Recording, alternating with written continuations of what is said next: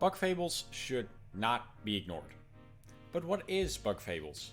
What kind of game is it? What's it about? And most importantly, why? Why should it not be ignored? Well, I'll try my absolute best to give an explanation as to why this game is so awesome and it should be played by any fan of RPGs. Now, if you already know what Bug Fables is, have already played through the entire game, and are just here to hear someone praise the game, well, you're in luck. Because that's basically what I'm planning on doing. And if you've got no clue what the hell a Bug Fable even is, then let me tell you about this cute and charming little RPG. Okay, so the first thing you're going to notice when seeing any kind of footage is that the art style of Bug Fables might look suspiciously familiar. But that is not why I'm making this video. I want to tell you about what Bug Fables is all about when it stands on its own. You can make any conclusions and comparisons yourself. Now, like I've already mentioned, Bug Fables is an RPG. But just like most other RPGs, Bug Fables has got its own unique charm. The base concepts are the same, experience and all that. But Bug Fables makes all of it a lot more simple. No big numbers, no weird elemental damage types. Of course, it's not the first and certainly not the only game to simplify it like this, but it's important to mention. The story is also incredibly simple. You start with a cast of 2 adventurers that want to find an artifact that the Queen of the Kingdom is looking for. Later, you're joined by a 3rd buddy, and things go from there. But Shadow, you just said everything is so simple.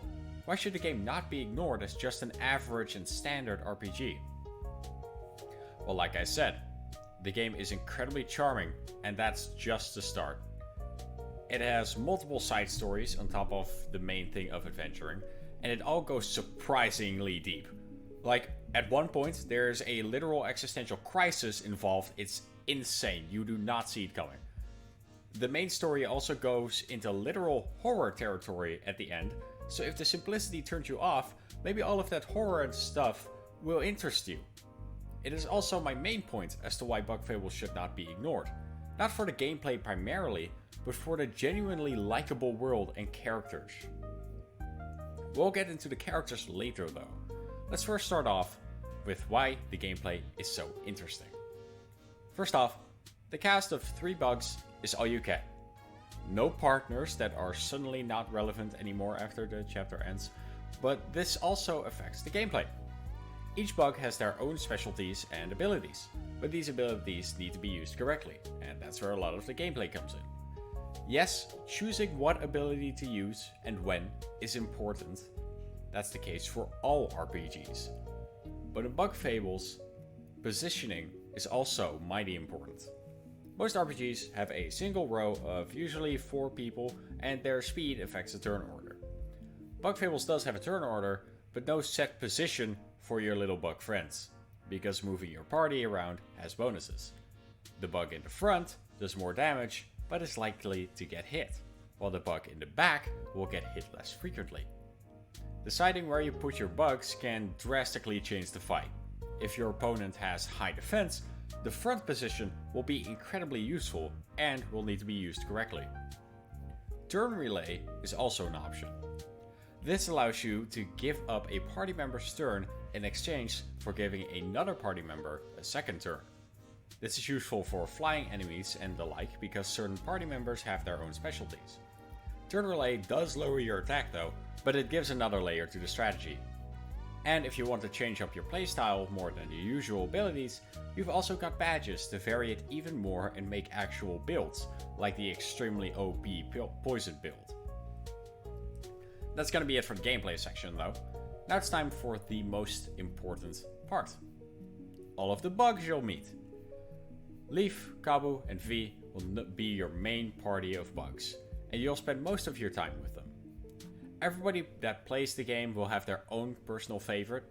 Mine is Kabu, in case you're wondering.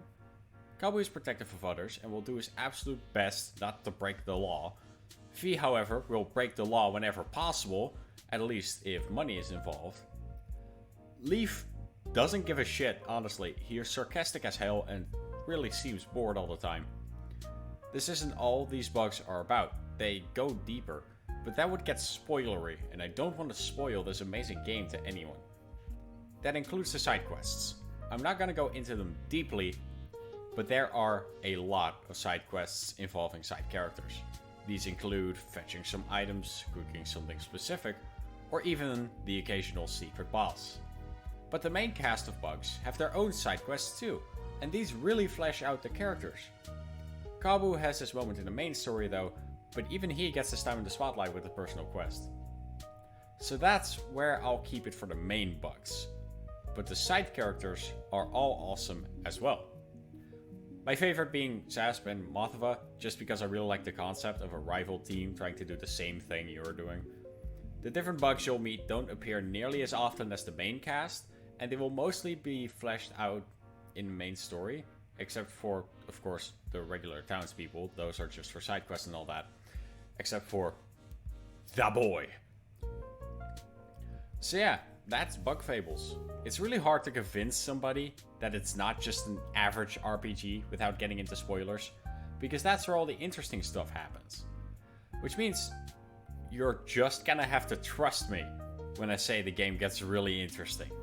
And if you do play it and are getting bored, at least try to make it to the Beehive. That's where the game clicks for most people. But I don't want to go too deep into this. To round up a few things, though, the music is surprisingly good, and the OST has a lot of songs that are certified bangers. The bosses are super great and pose a good challenge. Speaking of, there is a hard mode medal, and personally, I think the game is better with it on, but that might just be my Dark Souls brain speaking, so decide for yourself. I tried really hard to not mention the game Bug Fables is obviously taking inspiration from, but since it's only inspiration, I wanted to judge Bug Fables on its own. Anyway, hopefully this convinced you to try out the game, and if you want more game recommendations from me, consider subscribing. That's it though. Goodbye.